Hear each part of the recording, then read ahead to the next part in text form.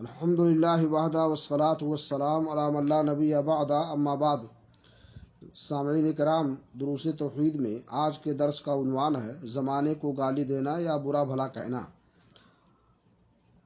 زمانے کو گالی دینا یا برا بھلا کہنا ہرگز جائز نہیں ہے۔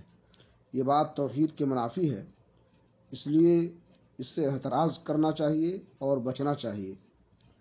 جہلا کی عادت ہے کہ جب کوئی کام ان کی مرضی کے خلاف ہو تو زمانے کو برا بھلا کہنے یا گالیاں دینے لگتے ہیں، اور اس دن ماہ یا سال کو لعنتی قرار دے کر شر یا برائی کی نسبت زمانہ کی طرف کرتے ہیں، جبکہ زمانہ بڑا خراب ہے، بڑا خراب زمانہ آ گیا ہے وغیرہ وغیرہ، جبکہ حقیقت یہ ہے کہ زمانہ تو کوئی کام ہی نہیں کرتا۔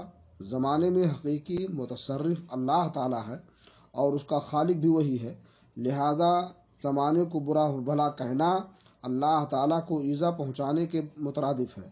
البتہ اگر یوں کہا جائے کہ یہ سال بڑے سخت ہیں، یہ دن بڑے سیاہ ہیں، یہ مہینے بڑے منحوس ہیں، تو اس قسم کے الفاظ پر کوئی مواخذہ اور گرفت نہیں، کیونکہ ان سے کہنے والے کی مراد یہ ہوتی ہے کہ میرے لیے یہ سال بڑے سخت، یہ مہینے بڑے منحوس، نامبارک، یا یہ دن بڑے سیاہ ہیں۔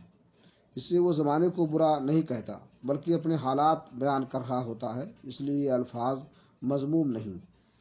اللہ تعالیٰ کا ارشاد ہے، وَقَالُوا مَا هِيَ إِلَّا حَيَاتُنَا الدُّنْيَا نَمُوتُ وَنَحْيَا وَمَا يُهْلِكُنَا إِلَّا الدَّهْرُ وَمَا لَهُم بِذَلِكَ مِنْ عِلْمٍ إِنْ هُمْ إِلَّا يَظُنُّونَ۔